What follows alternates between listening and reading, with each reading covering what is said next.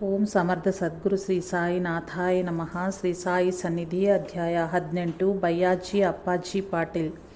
ಈ ಯುಗದಲ್ಲಿ ಮಹಾತ್ಮರೆಲ್ಲರಿಗೂ ಪರಮಪೂಜ್ಯರು ಒಡೆಯರು ಆದ ಶ್ರೀ ಸಾಯಿಬಾಬಾ ಮಾನವಾಕೃತಿಯಲ್ಲಿ ಶಿರಡಿಯಲ್ಲಿ ಅವತರಿಸಿದೆ ಮಹಾಭಾಗ್ಯವು. ಆ ಕಾಲದಲ್ಲಿ ಜೀವಿಸಿ ಬಾಬಾ ಅವರನ್ನು ಪ್ರತ್ಯಕ್ಷವಾಗಿ ದರ್ಶಿಸಿ ಸೇವಿಸಿದವರು ಮತ್ತು ಭಾಗ್ಯವಂತರೇ ಸರಿ.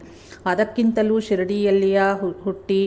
ಶಿರಡಿಯಲ್ಲಿಯೇ ಹುಟ್ಟಿ ಬೆಳೆದು ಬಾಬಾರ ಸಮಕಾಲಿಕರಾಗಿ ಜೀವಿಸಿ ಅವರನ್ನು ಸೇವಿಸಿಕೊಂಡವರದಂತೂ ಅಹೋಭಾಗ್ಯವೇ ಹೌದು. ಯಾಕಂದರೆ ಮೊದಲಿನಿಂದಲೂ ತಮ್ಮವರೆಲ್ಲರೂ ಆ ಗ್ರಾಮದಲ್ಲಿಯೇ ಜೀವಿಸುತ್ತಿದ್ದರಿಂದ ತಾವು ಮತ್ತೆ ಶಿರಡಿಯಲ್ಲಿ ಪ್ರಕಟಗೊಂಡದ್ದಾಗಿ ಭಕ್ತರೊಂದಿಗೆ ಶ್ರೀ ಸಾಯಿ ಹೇಳಿದ ವಿವರವನ್ನು ಹರಿವಿನಾಯಕ್ ಸಾಟೆ ಬರೆದುಕೊಂಡಿರುವರು. ಶ್ರೀ ಸಾಯಿನಾಥರಿಗೆ ಬಲು ಪ್ರೀತಿಪಾತ್ರರಾದ ಸ್ವಜನರಲ್ಲಿ ಒಂದಾಗುವ ಅದೃಷ್ಟವು ಶಿರಡಿಯ ವಾಸಿಯಾದ ಬಯ್ಯಾಜಿ ಅಪ್ಪಾಜಿ ಪಾಟೀಲ್ರಿಗೂ ಲಭಿಸಿತು. ಅಂತಹವರಲ್ಲಿಯೂ ಇವರಿಗೆ ಬಹು ಅಪರೂಪವಾದ ಮತ್ತೊಂದು ಸದವಕಾಶವೂ ಲಭಿಸಿತು. ಅದೇನೆಂದರೆ ಸುಮಾರು 60 ವರ್ಷಗಳ ಕಾಲ ಅಹರ್ನಿಶೆಯೂ ತಮ್ಮ ಪಾಂಚಭೌತಿಕ ಶರೀರರೊಂದಿಗೆ ತಮ್ಮ ಅವತಾರ ಕಾರ್ಯವನ್ನು ಸಾಗಿಸಿದ ಶ್ರೀ ಸಾಯಿ ತಮ್ಮ ಶರೀರವನ್ನು ಬಿಟ್ಟಗಲುವ ಸಮಯದಿ ಮಾತ್ರ ಭಕ್ತರಲ್ಲಿ ಬಹಳ ಮಂದಿಯ ಭೋಜನಗೈಯಲು ಹೇಳಿ ಅವರವರ ಮನೆಗಳಿಗೆ ಕಳುಹಿಸಿಬಿಟ್ಟರು. ಯಾವಾಗಲೂ ನೆರಳಿನಂತೆ ಬಾಬಾರವರ ಹಿಂದಿದ್ದು ಸೇವಿಸಿದ ಅಬ್ದುಲ್ಲಾ ಕೂಡ ಸರಿಯಾದ ಸಮಯಕ್ಕೆ ಮಸೀದಿಯಲ್ಲಿ ಇರಲಿಲ್ಲ. ಬಾಬಾರವರು ಹೇಳಿ ಕಳಿಸಿದರೂ ಸಹ ತಕ್ಷಣವೇ ಬರಲಾಗ ಹೋದರು. ಅಂತಹದಲ್ಲಿ ಬಯ್ಯಾಜಿ ಅಪ್ಪಾಜಿ ಪಾಟೀಲ್ ಸರಿಯಾಗಿ ಆ ಸಮಯಕ್ಕೆ ಬಾಬಾರವರ ಜೊತೆಯಲ್ಲಿಯೇ ಇದ್ದರು. ಅಷ್ಟೇ ಅಲ್ಲ, ಇವರ ಮೇಲೆ ಒರಗಿಕೊಂಡು ಬಾಬಾ ಅವರು ತಮ್ಮ ಅಂತಿಮ ಶ್ವಾಸವನ್ನೆಳೆದರು. ಇವರು ತಮ್ಮ ಶ್ರುತಿಯನ್ನು ಹೀಗೆ ಬಿಚ್ಚಿಟ್ಟಿರುವರು. ನನ್ನ ಸಣ್ಣ ವಯಸ್ಸಿನಿಂದ ನಾನು ಬಾಬಾವರವನ್ನು ಬಲ್ಲೆನು. ಬಾಬಾ ಜೀವನಾದ್ಯಂತ ಭಿಕ್ಷಗೈದ ಕೆಲವು ಮನೆಗಳಲ್ಲಿ ನಮ್ಮದೂ ಒಂದು. ಸುಮಾರು 3 ವರ್ಷಗಳ ಕಾಲ ಬಾಬಾರವರು ನಮ್ಮ ಮನೆಗೆ ಭಿಕ್ಷೆಗೆ ದಿನಕ್ಕೂ 8 ಬಾರಿಯೂ ಬರುತ್ತಿದ್ದರು. ಅನಂತರ 3 ವರ್ಷಗಳ ಕಾಲ ದಿನಕ್ಕೆ 4 ಬಾರಿ ಬರುತ್ತಿದ್ದರು. ತದನಂತರ 12 ವರ್ಷಗಳು ದಿನಕ್ಕೊಂದು ಬಾರಿ ಮಾತ್ರವೇ ಬರುತ್ತಿದ್ದರು. ನನ್ನ 11ನೆಯ ವಯಸ್ಸಿನಿಂದಲೂ ಬಾಬಾ ಅವರವನ್ನು ಸೇವಿಸುತ್ತಿದ್ದೆನು. ನನ್ನ ಎಳೆಯ ವಯಸ್ಸಿನಲ್ಲಿ ಅಂದರೆ 1896ರಲ್ಲಿ ರಾಮನವಮಿ ಉರುಸು ಉತ್ಸವ ಪ್ರಾರಂಭವಾಯಿತು. ಆಗನಿಂದಲೇ ಬಾಬಾರವರು ಹಿಂದೂಗಳನ್ನು ತಮಗೆ ಚಂದನದ ಬೊಟ್ಟಿಟ್ಟು ಪೂಜಿಸಲು ಅಂಗೀಕರಿಸಿದರು. ಮುಸಲ್ಮಾನರನ್ನು ಮಸೀದಿಯಲ್ಲಿ ತಮ್ಮ ಎದುರು ಕುರಾನ್ ಪಠಿಸಲು ಸಮ್ಮತಿಸಿದರು. ಹಿಂದೂಗಳು ಬಾಬಾರವರಿಗೆ ಗಂಧವನ್ನು ಲೇಪಿಸಿದಾಗ ಅವರು ಅಂದರೆ ಬಾಬಾ ಮಸೀದಿಯ ಗೋಡೆಯ ಮೇಲೆ ಗಂಧದಿಂದ ತಮ್ಮ ಕೈಗಳನ್ನು ಅಚ್ಚು ಒತ್ತುತ್ತಿದ್ದರು. ಆಗ ಮುಸಲ್ಮಾನರು ಹಾಗೆಯೇ ಮಾಡುತ್ತಿದ್ದರು. ಅನಂತರ ಮಹಲ್ಸಾಪತಿಯ ಹಣಿಗೆ ಮತ್ತೆ ಕೆಲವು ಮುಸಲ್ಮಾನರಿಗೂ ಬಾಬಾರವರು ಚಂದನವನ್ನು ಹಚ್ಚುತ್ತಿದ್ದರು. ಮಹಲ್ಸಾಪತಿ ಬಾಬಾರವರ ಹಣಿಗೆ ಚಂದನವನ್ನು ಹಚ್ಚುತ್ತಿದ್ದರು. ಆಗ ಮುಸಲ್ಮಾನರನ್ನು ನಮಾಜ್ ಮಾಡಿಕೊಳ್ಳಲು ಹೇಳಿ ಆ ಸಮಯದ ಮಿಕ್ಕ ಎಲ್ಲರನ್ನೂ ನಿಶ್ಶಬ್ದವಾಗಿ ಇರು ಎಂದು ಹೇಳುತ್ತಿದ್ದರು. ಬಾಬಾ ಭಕ್ತರು ಹಾಲುಕೋವಾ ಮೊದಲಾದ ನೈವೇದ್ಯವನ್ನು ತಂದಾಗ ಒಮ್ಮೊಮ್ಮೆ ಬಾಬಾರವರೇ ಸ್ವತಃ ಫಾತಿಹಾ ಮಾಡಿ ಆ ಪ್ರಸಾದವನ್ನು ಹಿಂದೂ ಮುಸ್ಲಿಮರಿಗೂ ಹಂಚುತ್ತಿದ್ದರು. ಉರುಸು ಉತ್ಸವವನ್ನು ನಡೆಸುವ ಕ್ರಮದಲ್ಲಿ ಹಿಂದೂ ಮುಸಲ್ಮಾನರು ಬೇರೆ ಬೇರೆ ಪದ್ಧತಿಗಳನ್ನು ಅವಲಂಬಿಸುತ್ತಿದ್ದರು. ಆದ್ದರಿಂದ ಬಾಬಾರವರು ಎಲ್ಲರಿಗೂ ಸಮಾನವಾಗಿ ತಮ್ಮ ಸ್ವಹಸ್ತಗಳಿಂದ ಗಂಧವನ್ನು ಹಚ್ಚುತ್ತಿದ್ದರು. ನನ್ನ 11ನೆಯ ವಯಸ್ಸಿನಲ್ಲಿ ಒಂದು ದಿನ ಬೆಳಿಗ್ಗೆ 9:30 ಸುಮಾರಿನಲ್ಲಿ ಬಾಬಾ ಅವರು ನನ್ನನ್ನು ಪಶುಗಳನ್ನು ಮೇಯಿಸಲು ಹೋಗಗೊಡಲಿಲ್ಲ. ಅವರು ಇದ್ದಕ್ಕಿಂತೆಯೇ ಕೋಪಗೊಂಡು ನನ್ನನ್ನು ಮತ್ತೆ ಕೆಲವರನ್ನು ಬೈದು 4 ಮಡಿಕೆಗಳನ್ನು ಒಡೆದು ಹಾಕಿದರು. ತದನಂತರ ತಮ್ಮ ಅಂಗೈಯನ್ನು ಮಡಿಚಿ ಅದನ್ನು ಶಂಖದಂತೆ ಮಾಡಿ ಅದರ ಹಿಂದಿನಿಂದ ಬಂ ಎಂದು ಬಾಯಿಯಿಂದ ಶಬ್ದ ಮಾಡುತ್ತಾ ಯಾರ್ದೋ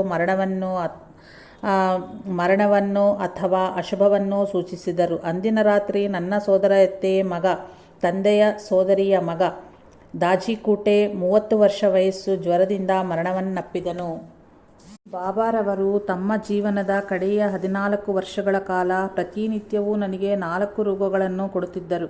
ಅವರ ಮಹಾಸಮಾಧಿ ದಿನವೂ ಸಹಿತ ಕೊಟ್ಟರು. ಅವರು ತಾವಿತ್ತ ಹಣವನ್ನು ಯಾರಿಗೂ ದಾನವಾಗಿಯಾಗಲಿ ಸಾಲವಾಗಿಯಾಗಲಿ ಕೊಡಬೇಡವೆಂದು ಒಂದು ಬಾರಿ ಹೇಳಿದರು. ಇದನ್ನು ತಿಂದು ವಿಸರ್ಜಿಸಬೇಡ, ಹಾಗೆಯೇ ಯಾರಿಗೂ ಕೊಟ್ಟು ಬಿಡಬೇಡ ಎಂದರು. ಆದ್ದರಿಂದ ನಾನು ಬಾಬಾರವರಿತ್ತ ಹಣದಿಂದ 84 ಎಕರೆಗಳ ಭೂಮಿಯನ್ನು ಕೊಂಡೆನು. ಆಗಲೇ ನನಗೆ 12 ಎಕರೆಗಳ ಭೂಮಿ ಇದ್ದಿತ್ತು. ಒಮ್ಮೆ ಎಲ್ಲರಂತೆಯೇ ನಾನು ಕಬ್ಬು ಬೆಳೆಯಬೇಕು ಎಂಬ ಆಸೆಗೊಳಗಾದೆನಾದರೂ ಬಾಬಾರವರು ಅದನ್ನು ತಡೆದರು. ಒಂದು ಬಾರಿ ಮಾತ್ರ ನಾನು ಬಹು ಆಸೆಯಿಂದ ಬಾಬಾರವರು ಹೇಳಿದರೂ ಕೇಳದೆ ಕಬ್ಬು ಬೆಳೆದನು. ಅದರ ಮೇಲೆ ಹಾಕಿದ ಬಂಡವಾಳ 300 ರೂಗಳು ನಷ್ಟವಾಗುವುದೇ ಅಲ್ಲದೆ ಆ ವರ್ಷ ಖುಷ್ಕಿ ಮಳೆ ಆಧಾರಿತ ಬೆಳೆಯನ್ನು ಬೆಳೆಯಲಾಗಲಿಲ್ಲ. 1913ರಲ್ಲಿ 70 ವರ್ಷ ವಯಸ್ಸು ನನ್ನ ತಂದೆ ತಮ್ಮ ಅಭ್ಯಾಸದ ಪ್ರಕಾರ ಕುದುರೆಯ ಮೇಲೆ ಸವಾರಿಯಾಗಿ ಹೊರಟು ಪಾರ್ಶ್ವವಾಯು ಪೀಡಿತರಾಗಿ ಮನೆಗೆ ಹಿಂದಿರುಗಿದರು. ನಾನು ಬಾಬಾರ ಬಳಿ ಸಾರಿ ಊದಿಯನ್ನು ಕೇಳಿದನು. ಬಾಬಾ, ನಾನು ಊದಿಯನ್ನು ಕೊಡನು, ಅಲ್ಲಾ ಮಾಲಿಕ್ ಹೈ ಎಂದರು. ನಾನು ಅತ್ತುಬಿಟ್ಟನು. ಅಂದಿನಿಂದ 3ನೆಯ ದಿನ, ಅಂದರೆ ಕಾರ್ತಿಕ ಶುದ್ಧ ಏಕಾದಶಿಯ ಭಾನುವಾರದಿಂದ ನನ್ನ ತಂದೆ ಮರಣವನ್ನಪ್ಪಿದರು. 3ನೆಯ ದಿನ ಮೊದಲಿನಂತೆಯೇ ನಾನು ಮಸೀದಿಗೆ ಹೋಗಿ ಬಾಬಾರವರ ಪಾದಗಳನ್ನು ಒತ್ತಿದನು. ಶ್ರೀ ಸಾಯಿನಾಥರ ನಿತ್ಯ ಸಾಂಗತ್ಯದ ಫಲದಿಂದ ಬಯ್ಯಾಜಿ ಅಪ್ಪಾಜಿ ಪಾಟೀಲ್ರ ಹೃದಯದಲ್ಲಿ ಅವರಿಗೆ ತಿಳಿಯದಂತೆ ಅವರ ಪ್ರಯತ್ನ ಸಾಧನೆ ಏನೋ ಇಲ್ಲದೆಯೇ ಎಂತಹ ಸಂಸ್ಕಾರವು ಮೈಗೂಡಿಸಿಕೊಂಡಿರುವುದು ಎಂಬುದ ಈ ಒಂದು ಘಟನೆಯ ಬಗ್ಗೆ ಆಲೋಚಿಸಿದಲ್ಲಿ ತಿಳಿಯುವುದು. ಒಂದೆಡೆ ತಮ್ಮ ಹೆತ್ತ ತಂದೆ ಮೃತ್ಯುಮುಖದಲ್ಲಿ ಇರುವರು, ಇನ್ನೊಂದೆಡೆ ಸಂಕಲ್ಪ ಮಾತ್ರದಿಂದ ಏನನ್ನೂ ಬೇಕಾದರೂ ಮಾಡಬಲ್ಲ ಸಮರ್ಥ ಸದ್ಗುರು ಶ್ರೀ ಸಾಯಿನಾಥರು ಇವರ ಮನೆಗೆ ಸ್ವಲ್ಪ ದೂರದಲ್ಲಿಯೇ ಇರುವರು. ಆದ್ದರಿಂದ ತಮ್ಮ ತಂದೆಯನ್ನು ಬದುಕಿಸರೆಂದು ಅನನ್ಯವಾಗಿ ಬಾಬಾರವಲ್ಲಿ ಶರಣು ಬಂದರು. ಹೀಗಿದ್ದರೂ ಬಾಬಾರವರು ಊದಿಯನ್ನು ಕೊಡದ ಕಾರಣ ಬೇರೆ ಯಾರಿಗೆ ಆದರೂ ಬಾಬಾರ ಮೇಲೆ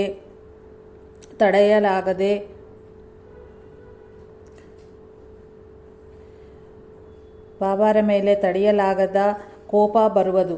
ಇಲ್ಲಿಯವರೆಗೆ ಬಾಬಾರ ಮೇಲಿದ್ದ ಅವರ ಭಕ್ತಿ ಶ್ರದ್ಧೆಗಳು ಬುಡಮೇಲಾಗುವುದು. ಶ್ರೀ ಸಾಯಿ ತಮ್ಮಿಂದ ಆಗದ ಕಾರಣದಿಂದಲೇ ತಮ್ಮ ತಂದೆಯನ್ನು ರಕ್ಷಿಸಲಿಲ್ಲವೆಂದು ಪಾಟೀಲ್ ಅವರು ಸಮಾಧಾನ ಹೊಂದಿದ್ದಲ್ಲಿ ಶ್ರೀ ಸಾಯಿ ಸರ್ವಸಮರ್ಥರು ಮತ್ತು ಸಾಕ್ಷಾತ್ ಭಗವಂತನೆಂಬ ವಿಶ್ವಾಸವು ಸಡಿಲಗೊಳ್ಳುತ್ತದೆ.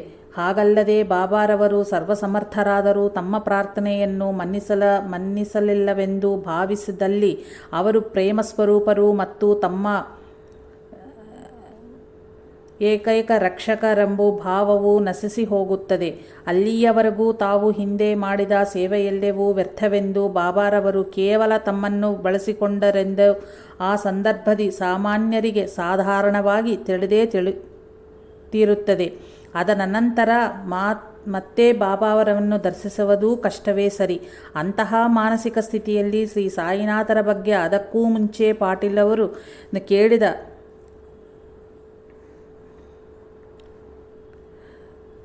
ಕುವಿಮರ್ಶೆಗಳು ಮತ್ತು ದುಷ್ಪ್ರಚಾರಗಳು ಸತ್ಯವೆನಿಸುವವು. ಒಂದು ವೇಳೆ ಯಾರಾದರೂ ಆ ದುರ್ಘಟನೆಯ ದುಃಖವನ್ನು ತಡೆದುಕೊಂಡು ಮನಸ್ಸನ್ನು ಸಮಾಧಾನಪಡಿಸಿಕೊಂಡರೂ ಅದಕ್ಕೆ ಬಹುಕಾಲ ಬೇಕಾಗುತ್ತದೆ.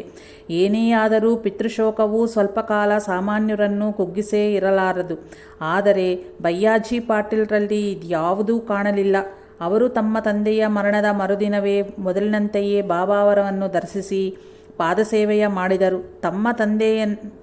ತಮ್ಮ ತಂದೆಯನ್ನೇಕೆ ರಕ್ಷಿಸಲವೆಂದು ದುಃಖದಿಂದ ಪಾಟೀಲ್ ಒಮ್ಮೆಯೂ ಕೇಳಲೇ ಇಲ್ಲ. ಬಾಬಾರ ಮೇಲಿದ್ದ ಪಾಟೀಲ್ರ ಭಕ್ತಿ ಶ್ರದ್ಧೆ ಮತ್ತು ಪ್ರೇಮೆ ಕಿಂಚಿತ್ತೂ ಸಡಿಲಗೊಳ್ಳಲಿಲ್ಲ. ಇದೇ ನಿಜವಾದ ಭಕ್ತಿ, ಇದೇ ಶ್ರೀ ಸಾಯಿನಾಥರು ಕೋರುವ ದಕ್ಷಿಣೆಯಲ್ಲಿನ ನಿಷ್ಠೆ. ಇದನ್ನೇ ಪಾಟೀಲರಿಗೆ ಶ್ರೀ ಸಾಯಿ ಸನ್ನಿಧಿ ಪ್ರಸಾದಿಸಿದವರೆಂದು ತಿಳಿಯಬಹುದು. ನನಗೆ ಭೀಮನಂತೆ ಬಲವಿರುವುದೆಂದು ಯಾವಾಗಲೂ ಗರ್ವದಿಂದ ಹೇಳಿಕೊಳ್ಳುತ್ತಿದ್ದನು. ಒಂದು ದಿನ ಬಾಬಾರ ಪಾದಗಳನ್ನೊತ್ತಿದ ಅನಂತರ ಬಾಬಾರನ್ನು ನನ್ನ ಕೈಗಳಿಂದ ಎತ್ತಿಕೊಂಡು ಹೋಗಿ ದುನಿಯ ಬಳಿ ಕುಳ್ಳಿರಿಸಬೇಕು ಎಂದು ಪ್ರಯತ್ನಿಸಿದನು. ಅದಕ್ಕೂ ಮುಂಚೆ ಬಹಳ ಸಲ ಹಾಗೆ ಮಾಡಿದ್ದೆನು. ಆದರೆ ಆ ದಿನ ಬಾಬಾರನ್ನು ಮೇಲಕ್ಕೆತ್ತಲೇ ಆಗಲಿಲ್ಲ. ಆಗ ಬಾಬಾ ಅವರು ನನ್ನನ್ನು ನೋಡಿ ನಕ್ಕು ನನ್ನ ಗರ್ವವನ್ನು ಅಡಗಿಸಿದರು. ಆ ದಿನ ದ್ವಾದಶಿ. ಬಾಬಾರವರು ನನಗೆ 2 ಗುಣಪಾಠಗಳನ್ನು ಕಲಿಸಿದರು. ಅದೇನೆಂದರೆ ನಾನು ಗರ್ವಪಡಬಾರದು ಎಂದು ಮತ್ತು ನನ್ನ ತಂದೆ ಮರಣವನ್ನಪ್ಪಿದರೆಂದು ಶೋಕಿಸಬಾರದು ಎಂಬುದ ಆಗಿತ್ತು. ನೀನೇಕೆ ಶೋಕಿಸಬೇಕು? ಅವನು ನನ್ನ ತಂದೆ 5 ತಿಂಗಳಲ್ಲಿಯೇ ಮತ್ತೆ ಬರುವನು ಎಂದರು. ಅಂತೆಯೇ ಸಮಯಕ್ಕೆ ಸರಿಯಾಗಿ ನನಗೆ ಮಗ ಹುಟ್ಟಿದನು. ಬಾಬಾರವರು ತಮ್ಮ ಸಮಾಧಿ ಹೊಂದುವ ದಿನದಂದು ನನಗೆ ಕಡೆಯ ಬಾರಿ ನೀತಿಯನ್ನು ಬೋಧಿಸಿದರು. ಕಾಕಾ ದೀಕ್ಷಿತರನ್ನು ಅಲ್ಲಿಂದ ಕಳುಹಿಸಿದ ಅನಂತರ ನನಗೊಂದು ನೀತಿಯ ಕಳಿಸಿ, ಇದನ್ನು ಯಾರಿಗೂ ಹೇಳಬೇಡ, ಹೇಳಿದರೆ ಸತ್ತು ಹೋಗುವೆ ಎಂದರು. ತದನಂತರ ಅವರು, ನಾನು ಹೊರಟು ಹೋಗುವನು, ನನ್ನನ್ನು ವಾಡಕ್ಕೆ ಕರೆದೊಯ್ಯಿರಿ, ಬ್ರಾಹ್ಮಣರೆಲ್ಲರೂ ಅಲ್ಲಿ ನನ್ನ ಬಳಿಯ ವಾಸಿಸುವರು ಎಂದು ಹೇಳಿ ಬಾಬಾರವರು ನನ್ನ ಮೇಲೆ ಒರಗಿ ಶರೀರವನ್ನು ತ್ಯಜಿಸಿದರು. ತದನಂತರ ನಾನಾ ನಿಮೋರ್ಕರ್ ಅವರ ಬಾಯಿಯಲ್ಲಿ ನೀರನ್ನು ಹಾಕಲು ಅಷ್ಟು ನೀರು ಹೊರಬಂದಿತ್ತು. ಆ ನೀರನ್ನು ಹಿಡಿದುಕೊಳ್ಳಬೇಕು ಎಂದು ಅವರ ಗಡ್ಡದಡಿಯಲ್ಲಿ ನನ್ನ ಕೈಯನ್ನಿರಿಸಿದನು. ಶ್ರೀ ಸಾಯಿನಾಥಾರ್ಪಣ ಮಸ್ತು. ಶುಭಂ ಭವತು.